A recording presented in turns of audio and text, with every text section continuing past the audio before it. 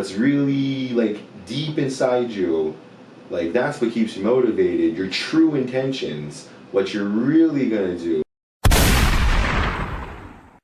Alright, so we got all the suitcases lined up at the door.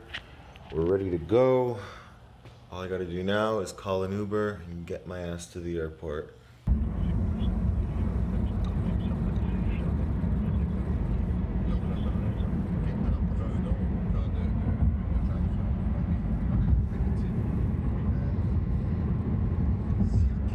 I stay motivated because I stay positive throughout most of it.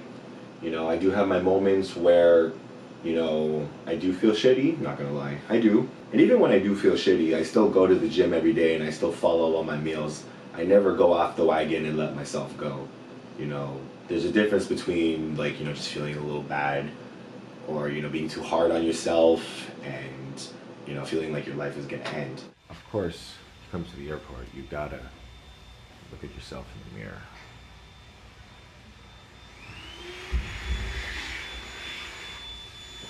So if I went through this whole process of competing and stuff like that, and I constantly talked about, you know, how bad it was and how sucky the diet was and everything like that, it would probably compound the problem.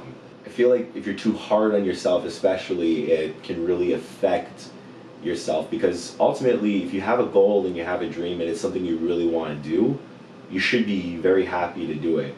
And even in the beginning when things were a little harder, you wouldn't dare me, like I would not dare change what I was doing. Like bodybuilding was still going to be what I was doing. Alright, so far everything's going smoothly. Getting on my plane now. I'm going to go find my seats. Knowing that I was able to book my seat in advance, I got myself an aisle. I hate sitting in the middle and I fucking hate the window. I get up to pee a lot and I'm wide, so I like to spill over into my other seat a little bit. So I need the room. So next to the aisle we go.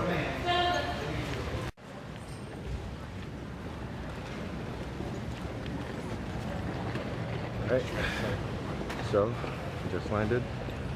I'm gonna go pick up my bag right now and then go straight to the hotel. I gotta send pictures to my coach, gotta get a piss, and I gotta eat again.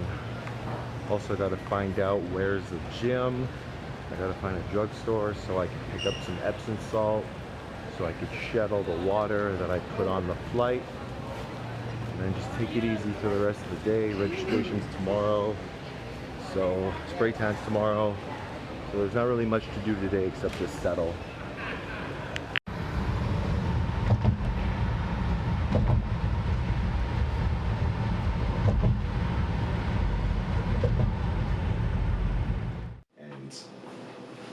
By the time, like, you know, I really got, like it was my second national level show, and I finally, after like, you know, so many years and stuff like that, finally I got to this point where I'm like going for my pro card.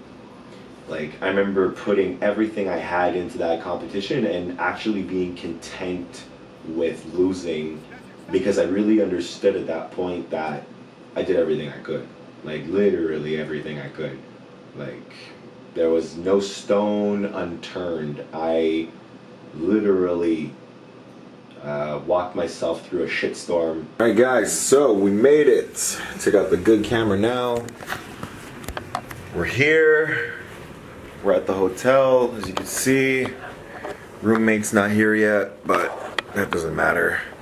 So right now I'm actually gonna go to the pharmacy. I found one that's like 8 minutes away. I gotta get Epsom salt, like I said, because anytime you fly at a high altitude, you retain a little bit of water. It doesn't matter how long you fly, you always do a little bit of fluid retention. So it's always good to flush that out. A lot of guys like to do saunas, but for me, I actually find Epsom salt baths more relaxing. They get rid of a lot of kinks, and they make it easier for me to pose on stage because I don't feel as tight and wound up. But yeah, so I'm gonna end it here today. I'm gonna do part 2 now.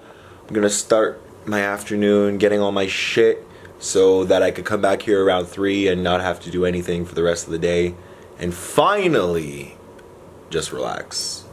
I've always had that practical approach where, you know, if I'm in line and the guy in front of me basically makes me look like a little boy, literally, like I was backstage and I looked like a child. I was pumping up. I still looked like an amateur.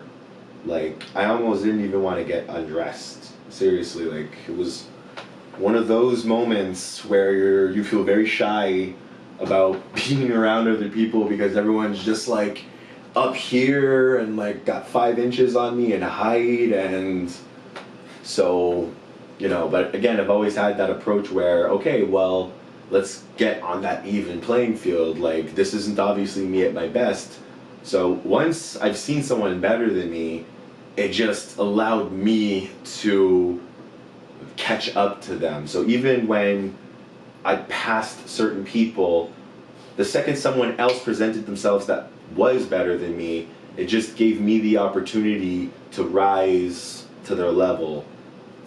So it's always been an approach where even when I lose, it's something I really want to do, so I better get good at it. And no matter how bad things get, it's ultimately still my life, and it's nothing more that I would want to do with it, right? So it's kind of the ups and downs, and again, this is what I want to do. I can't say the same for the guy that is doing it for the attention or the this or the that, you know what I mean? I like all these things, but ultimately, competing on that stage, if I could get rid of all of it and only keep one thing, it would be me and the stage, hands down.